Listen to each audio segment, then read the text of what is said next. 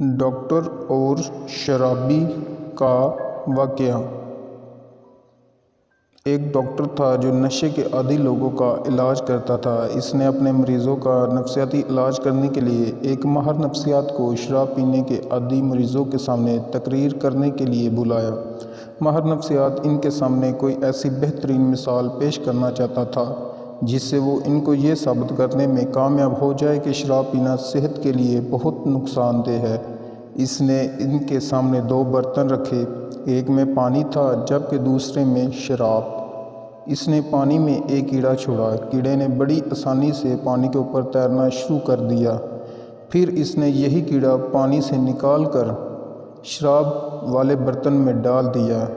کیڑا شراب کے اندر کچھ دیر بعد مر گیا اور اس کا جسم بھی اس میں تخلیل ہو گیا۔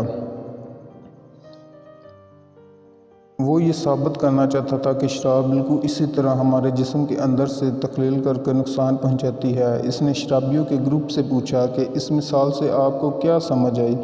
ایک شرابی نے اسی وقت جواب دیا، اگر آپ شراب پئیں تو آپ کے پیٹ میں کیڑے اسی طرح ختم ہو جائیں گے۔ حالانکہ اصل پیغام اس کے بالکل برعکس تھا۔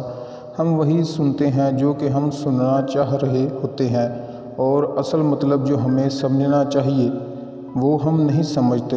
ہمارے اوپر عطا کردہ بہت ساری نعمتیں پوشیدہ خزانے کی طرح ہوتی ہیں جن کو ہم نظر انداز کر دیتے ہیں۔